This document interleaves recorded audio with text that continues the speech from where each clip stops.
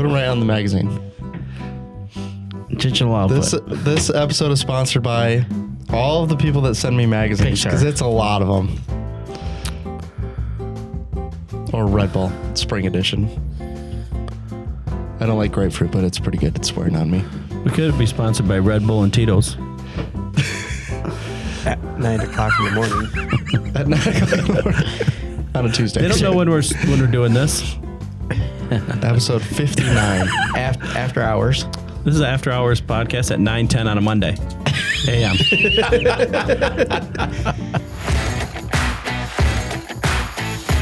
Hello, everyone, and welcome to episode 59 of the Slightly Serious Sign podcast. This episode is sponsored by Nakusa, Vanguard, and Metamark. Guys, your logos are supposed to be back here and over there. Domingo Point. And on here. Vanna White. And on here. So it's a work in progress. We haven't quite finished the office yet, but I told you this episode would be the one that it went live, so I'm announcing it now. So we'll get all that squared away. So for those of you listening, we do actually have sponsors for the podcast now. So I think that makes us official podcasters. I think. We're official? Yeah. We're professional. I haven't That's seen the word. any Professional numbers. is the I word haven't I was seen looking. any numbers come across my desk. Oh, you haven't got paid? No. Oh, me neither. Oh, I did. Yeah, that checks. That checks out. Yeah. Rick, can you turn that down to 0 again for me, please, real quick? I'm still getting paid from the one episode I did. You're still getting your royalties? Still getting royalties? Yeah. I don't remember who I was listening to. Someone was talking about getting royalties for a show they were on, and it's like nothing, but they still send it in check form. He said, sometimes I'd show up to the bank, I'd have 7 checks, he said, and I'd cash them for like $1.50. They're getting royalties on like an old show he did, but they're still paying him out. Like they have to pay them. So he's like, I'm going to the bank and cashing out $1.10. Cool. Can I get that in pennies, Okay, please? you want to introduce Tristan? Because people haven't seen him in a year. Almost a year. 2 episodes, it'll be a year. We have a special guest, a bowling professional. That's why he's on here, so we can make fun of him for last week. Tristan Hall. He's also known as my Amish brother, so I was going to say, AKA your brother. So he went New Orleans, right? Yeah. No, we were Baton Rouge. Baton Rouge, Louisiana, going bowling, and he comes back, hey, Tristan, how'd you bowl? I bowled a 73 one day. I did have a 73 one game. It was hard. It was really hard. I shot 2 160 games. Felt like I shot 300 2 times in a row. Nice. What was like the line? Like, was it lower than normal? Or the cut, I mean? Yeah, so everyone was low. Like, everyone was probably played 20 to 30 pins under their average. It was just hard. It makes it fun to... And you drove there. How far is that drive? It was like 18 hours. 18 hours. That sounds like a fun time, too. That's Yeah, like 5 18-hour pins. That's drive 5 to- pins per hour. Well, 73. I averaged 130 on the trip. That's terrible. That's...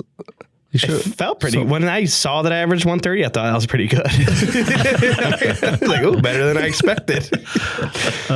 The other part, you bowl at weird times, too, right? That one time you were bowling at like 1 a.m. or something. Yeah, weren't so you? we bowled at 11:30 at night was our second session. Well, that second session, we have to bowl 6 games, and our first session is only 3 games. So we started bowling at 11:30. I'm pretty sure we got back to the hotel. It was close to 4 o'clock in the morning. Yeah, then because I have to go to bed by 8:30. I couldn't do that. Yeah. I go to bed early now. We were gone all last week, and my kids went to bed at 8. We're in the same hotel room. I was just like, guess I'm going to bed. Just sit here in the dark. Yeah. Well, I did the last 2 weekends now. I've gotten 100% on my sleep, and then I got 2 in the 90s. See, it's working. And then it's chipping away at you. And then today I was at 50%. I needed 8 hours of sleep, and I got 4.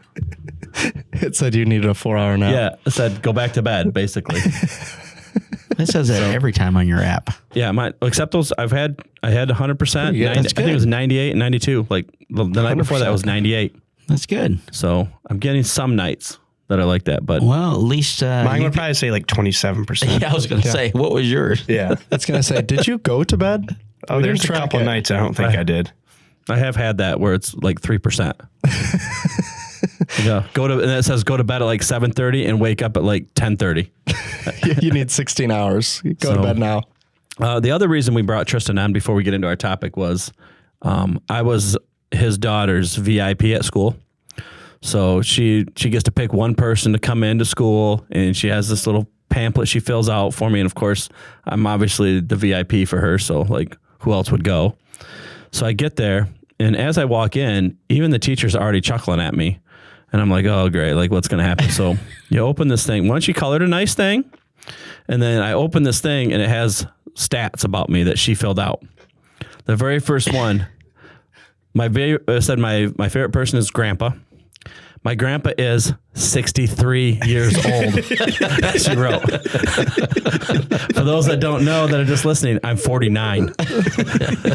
So, and the next one, my hair is gray. And then the next one, my eyes are brown. My eyes are blue. So he pays and attention. even the last one was iffy. She said, I'm kind. She may have got 4 or 5 answers wrong, She only got one right. but it was super nice. It was sweet. 1.5. Yeah, the age. Yeah, his name's Mike. I don't know if they're getting it all wrong. Yep. So Yeah, why did she have Juan as your name? Grandpa, like, what's his actual name? He's like, I don't know. That's the only name I have. I can't pull anything else up. Yep. So that was fun. Yeah, but looking at that book, what did she have? She had that whole story of Build-A-Bear. Yep, she did say I told you Build-A-Bear. that would be an experience. And he was super kind. SOOPER. Kind. SOOPER. He said Super. Yep. And she's top for class in spelling. that's super. Yeah. So, It's only up from here. That's all right. funny. You guys ready to talk about future Wensco? Yeah, so this episode, we want to talk about the future of Wensco. How detailed are we getting in? Can we announce things? Are you going to announce things? Or I don't want to announce too You much follow what what I'm saying? we're Okay. actually doing. Yep. Not Okay. yet. But just kind of like our general, what are we doing compared to everyone else in the industry? What's kind of our plan with general strategy moving forward? Because we're getting a lot of questions on, I think what we've been talking about is like kind of what makes us different from the people that else are out there, our competitors that we obviously make fun of often on this podcast, but what makes us different from them? And we say this, but to talk about like, hey, what's our strategy moving forward and how is that related to how are we different from them? So I don't think it's not a secret out there what our strategy has been. Obviously, we're a Midwest distributor, and I've always tried to keep branches close. So 2 hours, 3 hours, 4 hours away. With the idea in mind, there's always help. I don't ever want to have a bad branch. Like, we're not looking to like make money today. We're looking to make money. Well, you guys to make money when I am 63 years old. Tomorrow. So that's the goal, right? So we always have help. We're always having good branches. We're not opening them too fast. Sometimes we might not open fast enough, but we're always having good branches. So when you look at like the Midwest now, what's our next move? Like, what's 3 hours away? And you really you could do, as you go across the whole thing, it's Buffalo. Do you go to Buffalo? Do you go to Pittsburgh? Do you go to Columbus? Do you go to Nashville? Do you go to St. Louis? Do you go to Kansas City? Do you go to Minnesota? Do you go to northern Wisconsin? Do you go to Omaha? Like, all those are within range of what we want. But that was always the plan. Maybe the plan needs to change. So to be honest, a lot of the reason, like, we've never talked about this before, but a lot of the reason that I'm even right here at Wensco is because we never moved when you guys were kids. Like, we always stayed by your grandma and grandpa. So maybe now I don't have to stay right here. Maybe now it might be time that we go someplace else. So like, there's companies that we don't want to compete, I shouldn't say we don't want to compete against. There's people out there that we respect. Like, I'm not going to go to Miami, Orlando to compete with Jose at Economy because I got too much respect for him. I'm not going to go to the West Coast and compete with Montroy because there's no need for that. And I'm not going to go in any place that Reach or Spandex goes either because, we got respect for that. Glance is a different story because they're in the Midwest. We have to compete with them. And we have moved into their area. But even that, like, we take a more, I don't know if it's more respectful approach. It's a mutual agreement, I think. Yeah. Like, we had a sales call last week where I walked in and the customer said, we said, who are you buying from and how are they doing? And they said, we buy from Mid-West. I wish I knew if that's how you're supposed to say it. Like if someone can comment, is that how I'm supposed to say it? That's how they said it too. Mid-West. And I said, are they taking care of you? Yeah. You getting a good price? Yeah. Have you used them for a long time? Yeah. I said, okay, that's great. Have a good day. And the guy was like, you're leaving? I'm like, yeah, like you already have good service. Like, what am I going to do for you? So, well, I didn't know if you could beat the price. I'm like, I didn't say it to him, but I wanted to say, if they're giving you good service and they've been there for you the whole time, and if I lower the price and you switch to me, you're just going to switch the next time someone lowers the price. Like I only have that business temporary. Yeah. So it's like if you're getting good service from someone that we respect, like, okay, that's fine. Like, let's move on. Like, be your second source if they ever need anything or if they ever do fail, I'm there. But like, I'm not there just to lower a price, because if you love somebody like they do and then leave for a lower price, you're just going to leave me for a lower price. Yeah. Well, so it's that three things that we talked about, right? You can get service, you can get price, or you can get, the quality of service of getting that stuff. Is it going to be good? Is it going to be bent? Is it going to be scratched? Is it going to be, so, I mean, you can get two of the three, but it's kind of hard to get all three. Yeah. Yep. But, I think another thing that you got to look at is, we're asking the questions to the customers. We're seeing if they are happy with who they have. Are they getting the full experience of a service dealer? Because a lot of people don't really have issues with printers or have issues that's a service related item, right? So they don't really think about it. But when that thing happens, they know, hey, I had X company and they're horrible at getting back to me, or, those kind of things. I mean, we all get busy, but you got to look for somebody that can give you those three items, that service, even having the product in stock, can deliver it in a timely manner, not wait a week for the product, and those kind of things. Yep. And the one I want to say that I didn't bring up, I would have normally, in normal situations, I would have brought up resupply. But I no longer going to bring up resupply. I'll absolutely compete with them at this point. Like, they've made some decisions lately I don't like. I don't like the direction that I think they're going. And I don't know. I haven't talked to them. But like, there's certain decisions they made lately that you may see us go straight into Dallas and go straight after them. Like, there's a void there, GSG's leaving there. There's a lot of states that are There's a voids. big void right there. And will I put my service, because they sell on service. I mean, that's how resells. They have price, but they have service too. I'll put my service up against their service. And if I can move there, maybe that's the move. Yeah. I want to be in warmer weather during the winter due to my cramps. Like, maybe we got to go to Texas. So you're saying San Antonio is an option? San Antonio might be an option. Like I said, Dingo's moving. It's either there, or like, I've even thought, like, okay, do we go take, the East Coast too? Do we go over to New Jersey? Do we go that direction too? Like, now it's all, before it wasn't open. Now it's all open. Like, where else could we go? It's all open now. Like, there's still a basic strategy, but the reality is we can go anywhere. Yeah. When we've done these shows, what we found is there's just big voids right now in the market. Like, there's places where there's such a need for someone like us to come in and help, because the options that are there know that they're the only option, or they might not even be that close, right? They're just like, we will service you. We don't really want to, but we will. And it just leaves a big gap for someone to come in and be like, hey, we're going to give you, sometimes it's the same service you had before, right? They were buying from, Denko, and they had great service, and then completely that location closed. They didn't put a new one in there. They just closed it, and they're servicing it from, 4 hours away or whatever. And it just leaves a big gap for someone like us to come in and help. Well, we've always said there's opportunities everywhere, right? But we have to be strategic about the opportunities that come up.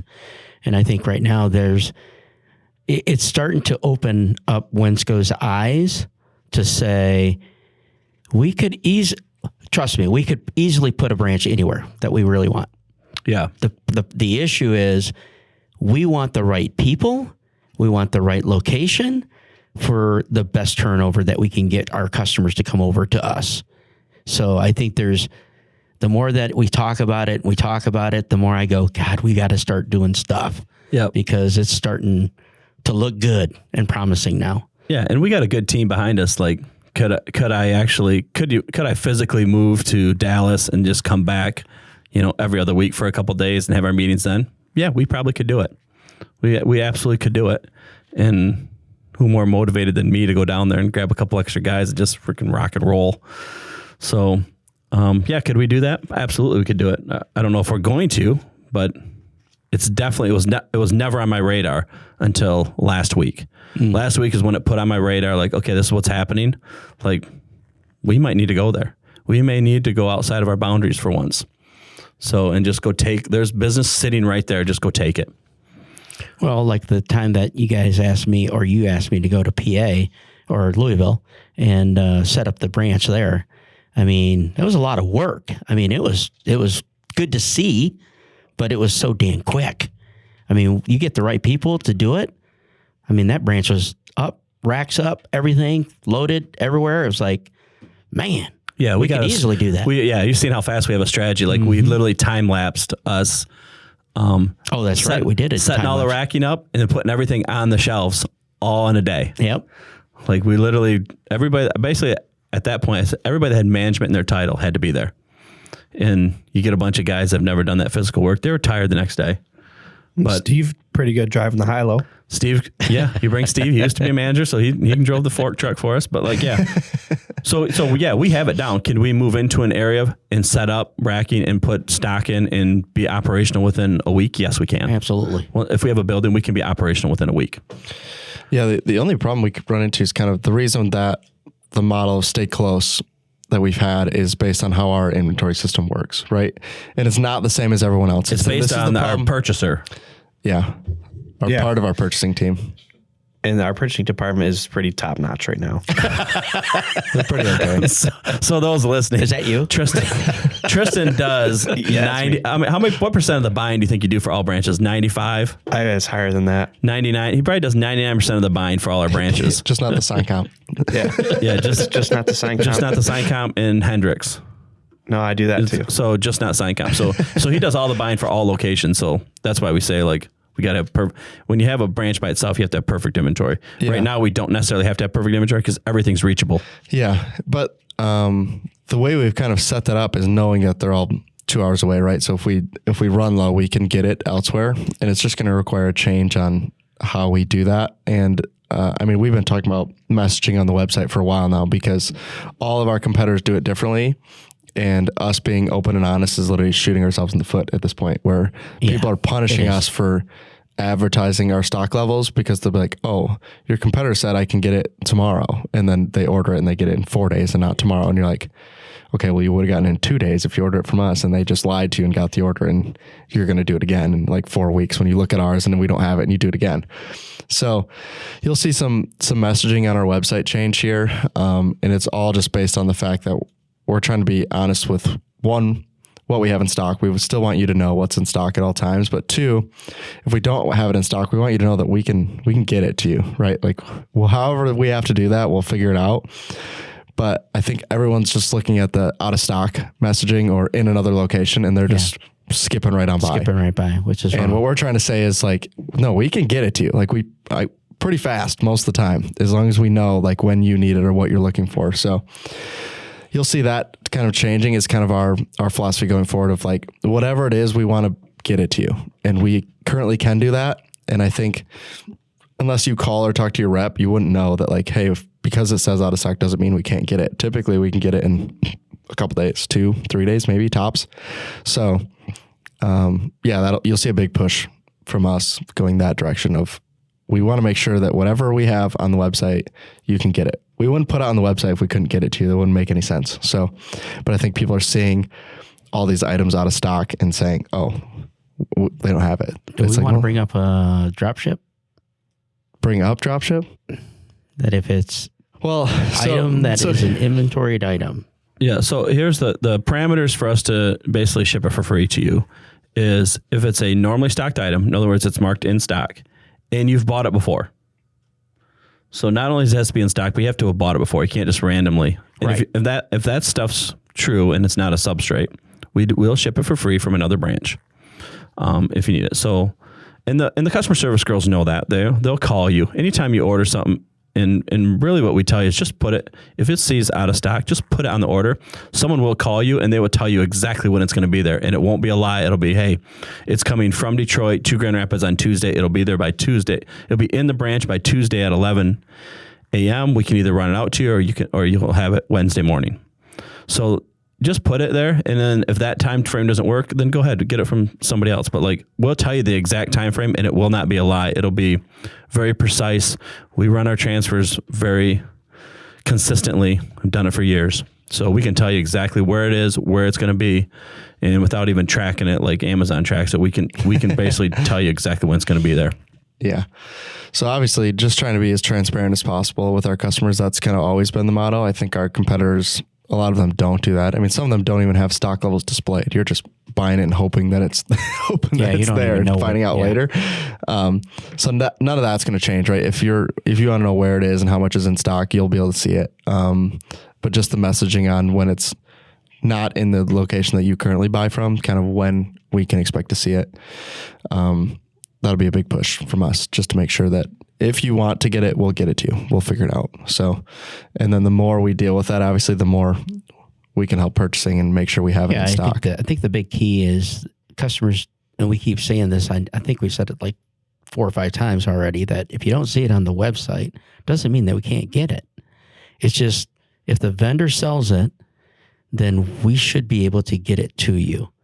But we want you to place the order. Yeah. So the only way that these items that are showing up on the web there's a lot of factors that come into play when it's on the web. One, it's the most searched. It's a newer product. It's people buy it constantly. So those are kind of all the things that go into the website. But again, if you don't see that there, please get with your sales reps and you can easily get that. And if you start ordering it, that's what triggers the system to say, hey, purchasing, bring it in. It has to be in Chicago or all the branches or whatever branch it is. But you just got to order it. So that way it triggers that. And if you want to speed up that process too, if you order a product and it's out of stock, right? It's not in any locations, right? This is pretty much only a special order item. That's what it usually means on our end. If no locations have it, it's basically special order. That's the best way I can describe it to you. So if you order something that's not in stock anywhere, and then like 2 weeks later, you're like, oh yeah, I should use that again. You go back to order it and realize it's still not in stock because it's still a special order item. But you can just tell us, like if you buy a special roll and you're like, oh, this is sweet, I'm going to use it again. Like just give us a call and say like, hey, I just ordered this roll. And when this one's gone, I'm going to need another one. And be like, okay, cool. And we'll place it on order. And then when you go to order it, it's going to be sitting on the shelf for you, just waiting. Yep.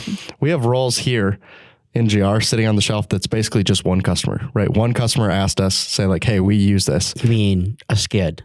I saw 3 skids back there that are all for one person. Yeah. I'm like, hey, that's how you do it. But it gives you an idea of like, if you're going to use it, like we'll put it on the shelf. Like that's not a problem at all for us. And it's easier for you to tell us like, hey, I'm going to buy it again and we can bring it in than it is to special order and you wait for it. So all that to say, if you're using something that isn't typical and you want to use it regularly, we'll put it on the floor for you. That's not a problem at all. Yeah, I agree. And we had some customers have called us and told us that, and we've done it. So they're happy. We're happy. Yeah, we get a fair amount that do that call, or they know, like there's a fair amount of people that know our transfer system too. Like they'll literally put the notes on the web to say like, I know it's in Indianapolis. I know they come on Tuesday. I know I'm going to get it Wednesday. No need to call. Yeah. So, Yep. We also just run to like, I had one where a customer was like, yeah, I'm going to use this semi-regularly. Can you put it in stock? And it was an Avery Dennison part number. Never heard the part number in my life before. Be like, you know how many meetings and PowerPoints and conversations I've had with the reps to say a number from them, and I've never once in my life ever heard it before. How specialty do you have to get at that point where I just was like, they're like, do you have this in stock? And I was like, no. And it was like, how do you know? Be like, I've never heard that. There's no chance we have that in stock. Like there's just zero chance. A14 Yeah. like how could you instantly know that and be like, if I've never heard the number before, there's no way we have it in stock. And they're like, oh, well, we like it. We're going to use it. Be like, perfect. I'll put it in stock. But for you to ask me out of the blue, there's no chance it's in stock. So, I mean, that's what we run into, right? I mean, like we just put, I mean, I say just, this was months ago, but like all the lighting stuff on the website, right? A lot of stuff I've never even heard of or seen before. I don't even know the application for some of them, right? You're just looking at the spec sheet like, no idea what this is, but apparently someone must be using it. And if you're that special case, like you have to let us know. Like there's no way we're going to know that, hey, we need to stock this random part number that you're using unless you tell us about it. So yeah, we're talking about materials too. We're not talking about equipment, because I get a lot of calls. Hey, can you add this printer of that? I'm like, no, that doesn't even, it's not even in the sign industry, dude. We can't. Yeah. No. yeah. I mean, you should also know, like, I mean, can you guys sell baby alligators? No. Baby turtles. They're illegal. Baby turtles? Yeah. For educational purposes. But no, I mean, we were just talking about this morning where the amount of LinkedIn messages I get, they're like, hey, are you guys interested in bringing in this product? And be like, at this point, the answer is just no. Like, unless I'm going to see you somewhere, like the odds that we just bring in some random brand at this point, so low. Like we're pretty good at filling in our product gaps here. So unless you send me something that's like, wow, I've never seen this before. That's that, and our product manager's kind of slow bringing it in. So you can talk to us now. He's got a backlog. It's probably, he's not even going to talk to you for a year and a half. Well, you're going to be number 76 right now is what that is. So for instance, I just got a request for digital billboard signs on the highway. Does that fit our portfolio? No. Full size ones. 25 by 75 feet. Yeah. Like, be right there. Lord.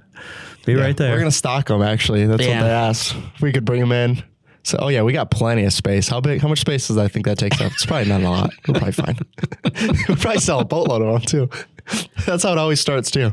Yeah. Oh, I bet you guys can move a ton of this. Be like, well, I already could move a ton of it now if I wanted to. I've said that so many times. Like there's even printers that we bring in where I'm like, we shouldn't sell that printer. It's not going to work. And then, Tony gets to talking to Mark, and then they talk to Kevin, and then all of a sudden that we sell a couple of those printers, and then you see an email like that just went out like, hey, we're temporarily suspending the sale of this printer. Like, why don't you go back 3 months and read my email when I said, hey, I don't think we should sell this printer because I don't think it's been tested and proven yet. Yeah. And then we sell it, and it's like, okay, well, now we have to, we'll return a couple or whatever we got to do. But like some of those things are like, okay, from now on, if I say don't, we're just not going to until it's proven. Yeah. And when we bring stuff on, I don't even think it's not nearly as much as we're particular about the individual products we're putting on the website. It's we're particular about the vendors that we deal with. Exactly. Typically, we're just vetting the vendor. Like if you bring in a new product to us, obviously we want to make sure it works, but really we're vetting who is going to service it for us. Because if we're going to have warranty claims and we can't trust that you're going to back it up, we won't bring it on. And I don't think our competitors are doing that, right? Because they're just being like, oh, the vendor said they won't warranty it, so you're out. Like we've heard that before where someone just told me a story about somebody who basically went out of business. They had a giant warranty claim and the distributor said like, oh, they won't pay it out, so we can't help you. And I don't think that's ever happened here. No, we've always covered people. Even when we lose money. Yeah, even when we've had, I mean, there's a printer company that owes me $60,000. Yep. We won't sign them on because they owe me $60,000 because they did that to us. Yeah. And we covered it. I returned. Like, oh, sorry, you're out of. We returned two machines. Two machines. We returned them because they were junk, and then they got bought by this other brand, and they didn't help us at all. Like they wouldn't service at all. They wouldn't help us. They wouldn't return anything. So. You know what? That's why we don't sell that brand printer. You know what the funniest part about this story is that this is probably the third time you've said it on the podcast, and we've never said their name, which I feel like is being generous because we could totally say their name, but it's the most asked question I get about stuff that we talk about podcasts. But like, can you guys tell me who it is? There's someone. Guys keep bringing them up. You never mention their name. Listen, they brought us out to that wasn't their headquarters, was it? No, it's just one of their facilities. And they sat down and said, "What's the chance of us selling your printer?" I said, "You owe me $60,000." Like Domingo, everybody else is like, "Yeah, nice printer." I'm like, I'm sitting there going, "No, like I'm not going to get past." And like, "Oh, all those people are gone." I said, "Yeah, but I'm still losing. I still don't have that $60,000." Yes, that person got fired or this person got fired. Yeah, but whatever. But the reality is, it's still $60,000. Yeah, and we played it pretty well because basically Tony and myself and Mark, we were all like, day. These printers are good, blah blah blah, and then all of a sudden we go, and then he just looked at him. We looked at him. He goes, but but I still want my 60 grand. Because we knew that was coming. To be honest, they make a good printer. They make good stuff. And it would be something that like now it would, now, but it would be something that we'd use. But like the reality is they didn't cover me then. So forget it. Like I'll trash them till the day I die. And I think not on this podcast. We won't say their name. Yeah, exactly. We talked about, I can tell you who it's not. It's not Roland, and it's not HP, and it's not Mudo. So there you go. Okay. The problem is you left one out there, which actually is even funnier to be left out because they also listen to the podcast every single episode. Who'd I leave out? Oh, it's not. Yeah, it's not Epson. Sorry, it's not Epson either. Todd, you're okay. Todd was holding his breath that whole time since you said the last one and you stopped. So, yeah. Sorry, sorry, going Todd. back to the growth. We talk about bringing on several products like Ultraflex. We brought on. We're bringing in Metamark. And you talked about how we look for people to help us grow, but we also are looking at other vendors that, there are other opportunities that certain competitors have dropped. And so that leaves us wide open to either bring them on or find a different solution for them. And I think the opportunity of growth is that as we grow, I think our product lines are going to grow more. But unfortunately, when is enough? When is it too much? Right? Yeah, when you're getting too many things. Yeah. But what you brought up a point that I actually went back and listened to an episode because I wanted to hear what I said about it. Because almost a year ago now, I compared one of our competitors to Kmart. You remember this? Mm-hmm. And I said they're taking the Kmart approach right now, not the Walmart approach, the Kmart approach, where everything's based off price. And they got to where they're at because they had all the brand names. They were the cheapest on all these brand name prices, like Kmart was, right? Kmart had everybody. And then there came a switch in Kmart where like, wait a minute, our profit margin's pretty low. Let's bring on basically the unbranded stuff that I can make more money on. And so Kmart dropped like Wrangler, Coleman, Stanley, Casio. They dropped all that stuff. And then what happened to Kmart? They were just known as the cheapest place. Well, what happened when that next generation came? We were embarrassed to go to Kmart as kids because it was known as cheap. So when we were the ones buying, guess who never went to Kmart? They were known as cheap. I mean, that's basically how it happened. But they dropped all the brand names that got them there. And what do you see happening with our number one competitor right now? What are they doing? They're dropping brand names. They're like, I called it a year ago that they would do this. And now they're doing it. They're dropping the brand names because they think that they're bigger than the brand names. And to be honest, I just read you some brand names from Kmart that Kmart thought they were bigger than the brand name. And Kmart was doing what, $36 billion. And they dropped brand names and they died and the brand names survived. So these brand names, they'll survive. So I just kind of laughed because I said it a little over a year ago. I said exactly what they're going to do. And then they did it. Yep. Yeah. I mean, we've been harping on since that episode you're talking about, we've been harping on choices since episode 1 of this podcast. Like our whole goal is choices. And we said it a few weeks ago. It's not easier to give you choices on our end. Our vendors are not happy with us when we start offering more choices in their same product category, right? We're not out to move. I mean, someone else, our competitors might be out to move business around, but we're really not in there to move business around, right? We're just trying to make sure that you have every possible option out there. So been getting a lot of questions lately in terms of like vinyl, right? I mean, even with Banner, so Metamark and Ultraflex both new. And you guys are like, do we really need 2 more? And if we're honest, no, we don't need them at all. The problem is that some people want them. And rather than us steer them in a different direction, we can just offer it to you. And it's more work on our end, right? I mean, just look at the warehouse. It's packed full, right? We could slim that down and be a lot easier. But what we lead with matters too. Like what we are telling our sales staff to lead with matters. It's strategic. Yeah. Like we're going to lead with someone that you can't lose that business with a phone call. Yeah.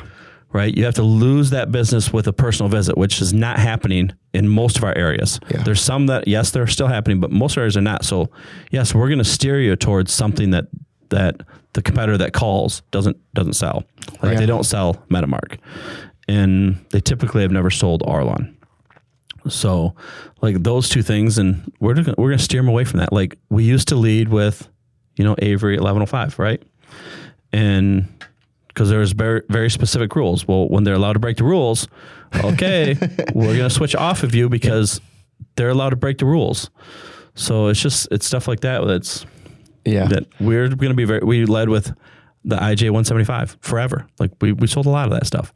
Then, we're taking away that protected pricing. Okay, we're not going to sell it then.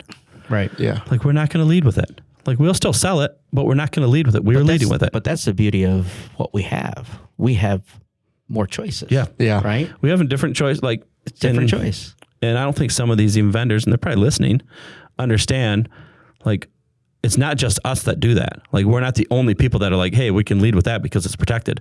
When it's not protected anymore, we're like, screw it. We're all going to go this direction. Yeah. In whatever direction that is, that can't be lost in a phone call. We're all going to go that direction. And the rest of us that are going to go that direction. And we're the ones out pounding the streets. Yeah, but I think another point that we have to also bring up, and I hope the vendors are listening, is that we cannot be the marketing for your product. You have to market your product. You have to get your name out there, the word, your brand, your product, but yet we want to be the source to have it. But again, we'll help, but we have too many choices that we can't just lead with one choice. So there's a lot of things that I think, opportunities that I think they need to staff their marketing teams. Yeah. Because I'm hearing a lot that a lot of these vendors don't have a marketing team anymore. They're doing this, doing that. That's hurting them. And I can see that in some of the brands already. I think there's increases in certain other vendors that are doing it. And I think that brings a better opportunity for us to sell and go with that product or do a marketing monthly campaign on it and those kind of things. I mean, the best story I can tell you, like when you just said you have to market it, we sold a roll of Metamark before we said a word. Exactly. We hadn't even told our sales reps yet. We hadn't told the sales reps. We hadn't sent an email. We said nothing. We put it in stock and we sold one. That's what we're talking about. Like that usually doesn't. Yeah, that usually doesn't happen. Yeah. Usually we bring it in and we're like, all right, let's get this moving a little bit. And our vendors are always out there like, oh, it's going to move. It's going to move. It's going to. Even one of them asked, we literally met with him. He's like, you talked about like you guys bringing in new products and it doesn't move. He's like, is ours one of them? You're like, don't worry, we're fine. But it's a pretty common thing on our end where someone will come out and will give us this big pitch like, oh yeah, it's going to move. It's great. And then it just stalls. Right. Yeah. And, but if you're out there pushing it, obviously those are the companies that we're going to want to deal with, right? If we can put it on the floor and our reps don't talk about it, we don't send emails and we sell it, that would be the most preferred product to sell. If I'm being honest and give us a reason to sell it too. Like, give us all the points and that kind of stuff. Because I know when, just recently when Tony and I were out doing all the sales calls, there's very specific, you could every call was almost the same. There's very specific things we would bring up every time because one, we know we're going to we know where we're at in the market. And we also know we're going to keep it once we're there. Yeah. And there's other things like we didn't bring up at all. Like we just simply have it on the web. If you want to buy it, you can buy it, but we would never bring it up. Yeah. You're not going into a sales call and being like, hey, what cheap calendared vinyl are you buying? Yeah. Yeah. Like nobody's fighting for that business out there, right? Like it's not like it's something you're going to want to go out there and be like, oh yeah, you're paying $102. We can be like $101.50. Yeah. Does that work for you? Yeah. Cause then every time I sell you that roll, I make $6. Yeah, exactly. Yeah. Cause you have to come down. Yeah. I can't even go to McDonald's after I sold you a $100 roll of vinyl. No. Yeah. But that gives you an idea. Like, two of our vendors, their biggest fear in the market is losing their existing business to basically like white label or that kind of product. Private label. And we're running into a situation where we'd like cast, right? We haven't had an alpha cast since COVID, basically. Yeah. And we were like, yeah, we're in a good spot. And then in the course of like 6 months, we went from like, yeah, I don't think we need one to, hey, how about we bring one on? And that was not not our choice. That's number 17 on my list. Yeah. Well, we got shot in the foot by 2 different vendors within 4 months of each other, right? Like complete violations of everything we basically were standing behind. It's like, okay, so how about we sell one too? Like if that's what you're worried about, you're going the wrong direction. You're going to make it do the opposite of what you're looking for it to do. Yeah, they're almost the vendors that they don't want us to do this are almost making it a benefit for us to do it. Yeah. They 100% are. They should have a benefit for us not to do it, but they're almost benefiting. It's making us benefit to do it. And we didn't want to do it, but now like, okay, we have to do it. Yeah. Because there's no downside to not doing it. Yeah. Yeah. And there's only upside. So like we didn't, 3 months ago, we didn't need it. Yeah. And then with all these new, everything that's happening, how the market's going, and trust me, that was on the bottom of my list, and it's been moving up ever since. And now, after the 2 meetings, it's like it's come to the top 10 now. Yeah. Yep. That's got to happen. We have to do it, and it sucks. We have to do it because their reaction to what's going on in the market. Yep. And they could very well stand by it and go like, you know what? We want our name brand out there. Okay, then follow the simple rules and your name brand will be out there. But the reality is one of those name brands may fail. Yeah. Because of this. So it's just, I can't get over the fact that one of the brands we're talking about, right? We came to them, 4 or 5 years ago. We're like, here's what you need to do if you want to grow. And then 12, 18 months later, they're like, okay, here you go. You can have it. We're like, sweet.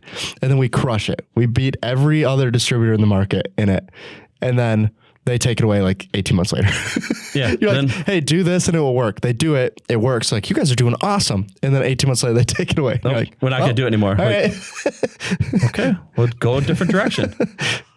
I don't know. I think it's we're trying to give you as many choices as possible, but also like we physically have to make money so that we can stay here and support our customers, right? So if you're making that more difficult for us, we'll find a way to make money. Like it's not like we're just going to sit here. We talked about this forever ago with LEDs, right? It's not like we're just going to be like, oh, bummer, we can't sell that product now. I guess you guys can just have that business. Like, that's not how this works. Like, we know who the customers are, right? So It may not be instant, right? We're not going to immediately switch these customers over, but over time, that's what we're going to do, right? If I can choose between making almost no money and making money and you getting a good product, if not even a better product, then I can make more money. That's a win for both of us. If you get a better product, we make money. That's a win. We're both in this to make money, right? It's B2B. This is pretty simple. So, we're here. Obviously, we're here to make money, and we're not chasing. We aren't chasing the sales dollar. We're chasing the profit dollar. Like we're literally sitting here like we don't brag about our sales were this. We're looking at like we made money? Good money. Yeah. Like that's what we're obviously going to sell stuff that we make money, but like we're also going to give you all the choices so you don't have a reason to go anyplace else. Yeah, and it's not like we're like what we're seeing from some of the other competitors in the market is they're trying to make up that profit elsewhere, right? They're kind of running like we always talk about like the Costco hot dog model, right? Where they're coming in really low on some items and then charging more for some of the other items to kind of make up the difference. We pretty much don't do that at all, really. It's pretty standard across the board for us. We're basically, which is kind of funny because I know that Kohl's tried to do this model and then backed out where they basically were like, we're just going to give you what our best price is, and it failed for them. But that's basically what we have done historically, right? It's hard to go backwards, right? It's hard to give discounts and then come back and say, well, actually, I need to be here. Can I be here? So that's where when you talk about Kmart, that's what's probably going to happen is at some point they're going to have to step back. And one of our competitors just did this, right? They just did, from what we see, price increase across the board. Every product in their portfolio went up in price. Not a lot, but enough. It's a lot harder to go that direction than it is to go down, right? Like we can continue to go down, which is what we've seen basically since COVID, where we're just continuing to get better pricing or better negotiation or better buying, and the prices goes down, down, down, versus it going, hey, we thought we were making good money, but it turns out we're actually only making like a little bit of money. So we're going to need to charge a little more and a little more. And the problem is a lot of these products are sold by multiple distributors, right? So they're raising the price, and then the person at some points will be like, wow, it went up a lot. Can I check? And then they'll look and realize that the other distributor never went up. It's been the same price. Yeah. Then you realize that they're putting it on the distributor. That's what we've been telling people. If you're getting a price increase and they say like, oh yeah, it went up, like the distributor went up in price, check. because a lot of times it's not Right, true. they're just doing It's not it. true. They're just increasing their own price. Yeah, you or go they're back to increasing it early. You go back to the Kmart scenario. Kmart built their business on, great price. We're the cheapest. If you build your entire business on we're the cheapest, you will never be the cheapest. There'll always be a Walmart or somebody else that comes around that beats your price. And when you forgot about the service, you forgot about the cafeteria or whatever it might be. Yeah. Like you will die if that's your only like we can't stand when we get something bad about us on social media. Like we make sure that we get a hold of that person. We make sure we talk that thing out. And some of our competitors, they could care less. They could absolutely care less because you can delete those. They're not even deleting comments. And they're not even deleting the comment. Like you can delete the comments, you can hide the comments, you can do anything. They don't care. And we just sit back and like, okay, they're still growing, but like at some point, that next generation or that next business that's going to come in and just smoke them on price, or they're gonna start heading back downhill, and we'll still be standing here. Like they continue to attack our business, which it's their right to do it. And Yeah. hey, what are you buying from Wensco? I could sell it to you cheaper. Is a normal phone call from our customers. Yeah. Like, and we just say, hey, just lie to them. Lie to them, say it's 25% cheaper than what you bought it. Lie to them and see how cheap you can get. That's basically what we tell our customers. Drag it down. Then See how low you can get that price. Yep. Like, And then when you buy a plotter from them and it goes bad, don't call us. Yeah. Yeah. exactly right. Yeah. No, I mean, it's, we always refer to it as like lazy selling. For the customers, it's great, right? Because you're going to get a better price. But the problem on our side of the business, when the reason we call it lazy is that's the easiest way to sell. The easiest way to sell is, oh, what are you buying? How much are you paying? We can get it to you cheaper. The reason I say it's the laziest because the next guy can just come in and do the same thing, right? Oh, what are you paying? What's your price? Like I said, like the scenario about Mid-West, like if you're gonna leave someone you like for a couple pennies, you're gonna leave us for a couple pennies, and then you're gonna leave again for a couple pennies, and then it's like, how much resources are you willing to put in to keep losing for pennies? And trust me, there's some customers, 100%. we absolutely do this too. Like we'll just keep every time. Hey, what you're getting it cheaper for there? Okay, we'll do it again. Oh, we're getting it cheaper. We'll do it again. And there's times where we do it, but there's a lot of times we just like, at this point, if you want it at 2%, you go ahead and take that sucker at 2%. Yeah. So. Yeah, it just comes down to we're trying to, obviously we want to make money so we can be here. We can open new locations. We can service our customers better. We can put more stuff in the warehouse because that guy only knows how to press the buy button. So not like we're moving any of it. But or if we don't have the product, blame him. It's never my fault. It's been on order. He's Oh, it's on order. You go in and look at it later. It was on order the minute I called them. That's on order. It's been on order. Seconds, at least, I'd say. At least. But also kind of like, I want to bring this up when you guys were talking about earlier, having different choices. If you think about, like, if you just have one product group from one vendor and that vendor's all of a sudden they're behind 2 weeks, you just put everyone behind 2 weeks. Where with us, we have other options for that same product group. Yeah. Say like one of your vendors, their building catches fire. Yeah, allegedly. This is just a random hypothetical. In case it happens, we would have another option where some of these other distributors might not have another option if something goes wrong somewhere. Yeah, we learned that years ago. I think that's what came from Judy and Rick a little bit, because I think it was Voltark, because that was when you had Voltark and EGL were the long lamps. Yeah. One of those two burned or did something and we didn't have the other one. And then from then on, Judy's always been like 2 vendors for everything, just in case that happens.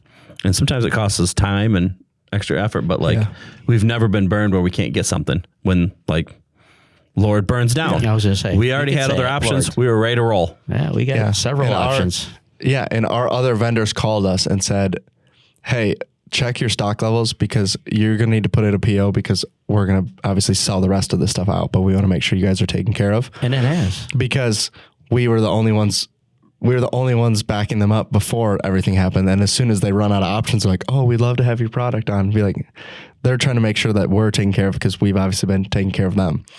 But yeah, I mean, even you just bring that up, like think about how much more difficult that your role is here with choices, right? Think how much easier it gets if you limit down the vendors, right? You do it by vendor. So say we limited, we cut 10, 15, 20% of our vendors out. Your job just gets way easier, right? You're just looking at a few vendors every week. Super simple. But when we spread it out, then it's like, okay, well, I got to look at all of these. They all have different, busy. Yeah, they all have different buying amounts that we have to buy. The skid quantities are different. Their free ship's different. Everything's different, right? So every time we bring on a new vendor, it's more and more work. It's more work for the warehouse. It's more work for purchasing. It's more work for sales. When they're like, okay, you just brought on another 7 things of vinyl. I have to somehow know when to bring up. What's cylindered cast? Yeah, what's cylinder cast? Yeah, exactly. So, yeah, it's not easier to do it the way we're doing it for really anybody except for the customer. I mean, actually, it's probably not easier for them, to be honest with you. That's the complaint we get is they're looking at it all. But it's a long-term solution. It's not a short-term solution, right? Yeah.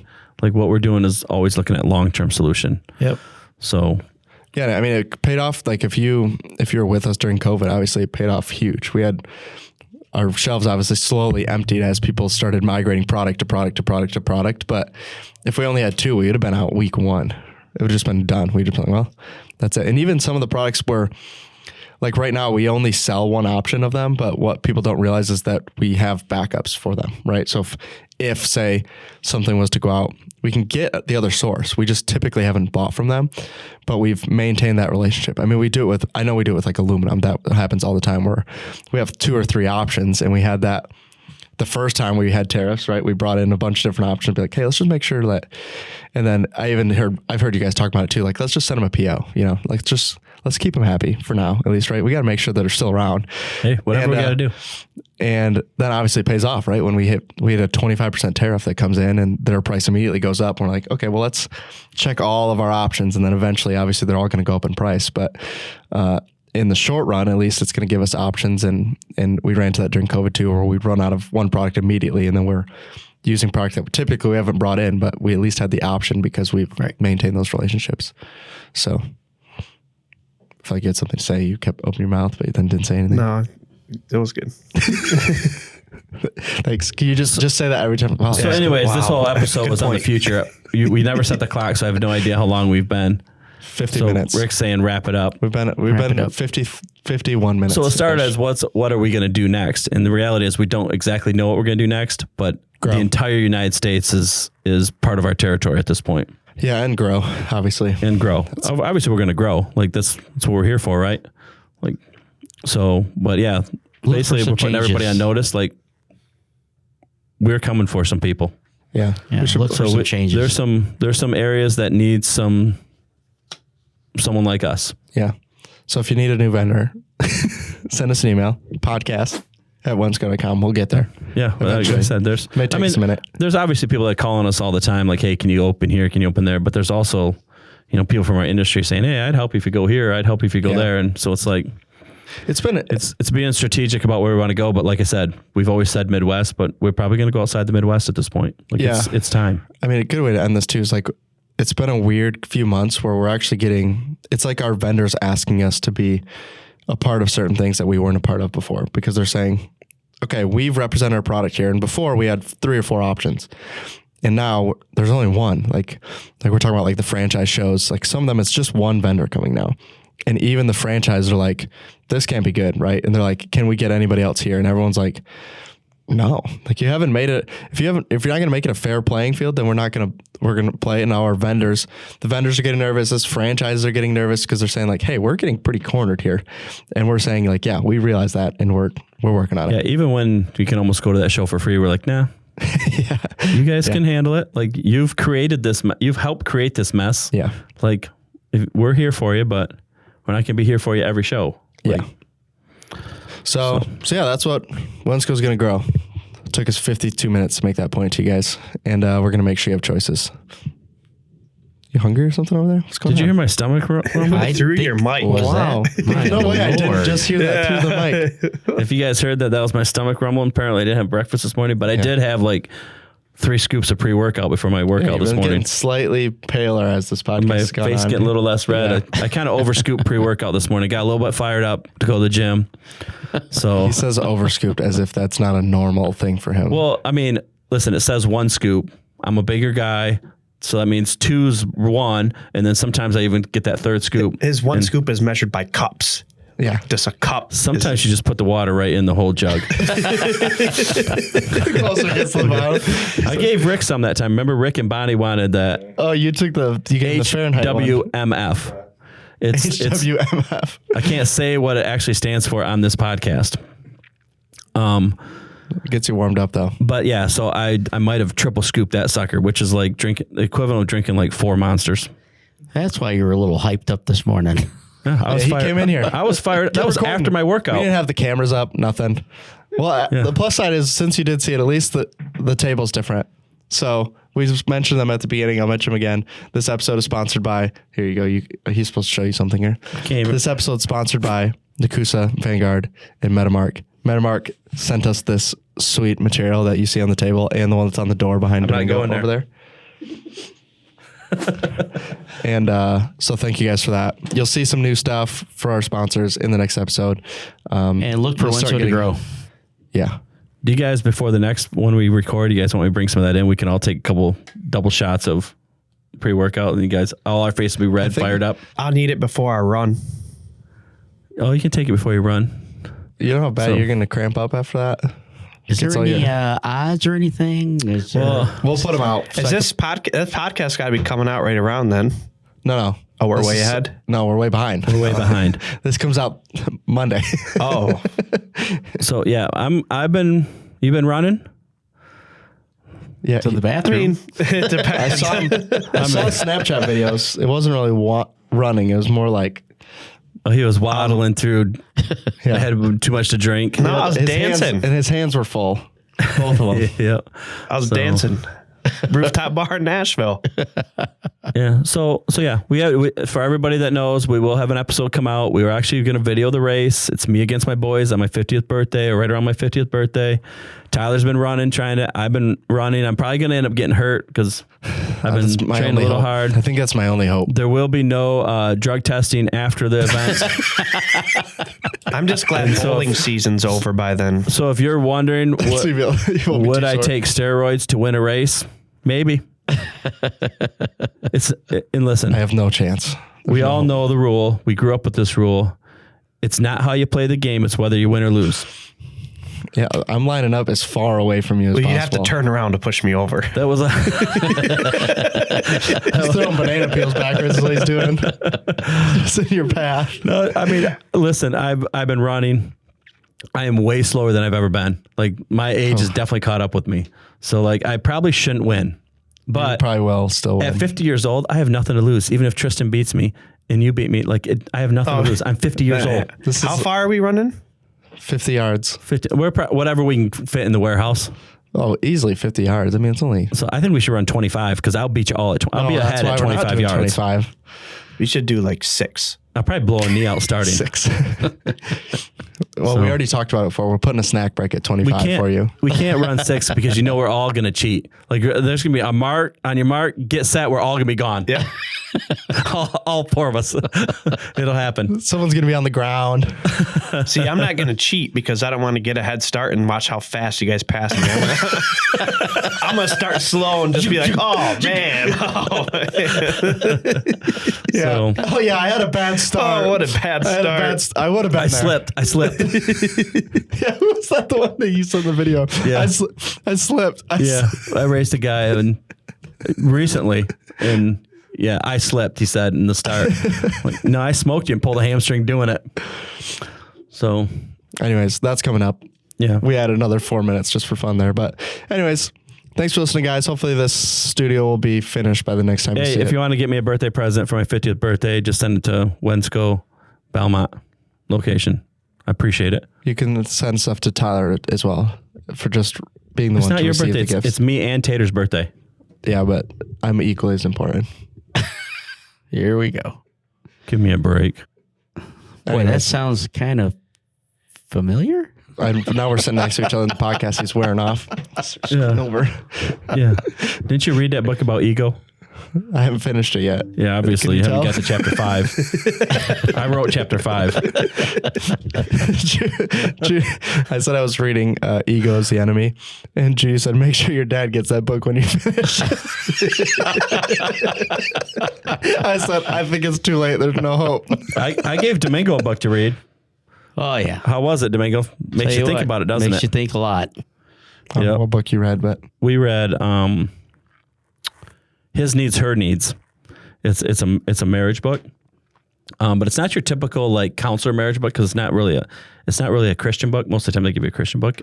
I mean, it has some Christian overtones in it, but it's not. But like you read that book, you're gonna realize that you're not who you thought you were. I told him, I said, I found out a lot of things that I'm doing wrong. Yep. So isn't that how marriage works in general? I find that stuff out every day. It was eye opening, and I did some changes, and then I reverted back to the old tree. And then I got yelled at. Yeah. It didn't work. What we're saying is it didn't work. He tried though. It'll change your life, that's for sure. No, it does. Makes you think. All right, take 3. Go ahead, Tyler. Anyways, that's all. Thanks for watching, guys. Thank see you in you. the next episode. Goodbye. Bye. All right, see ya.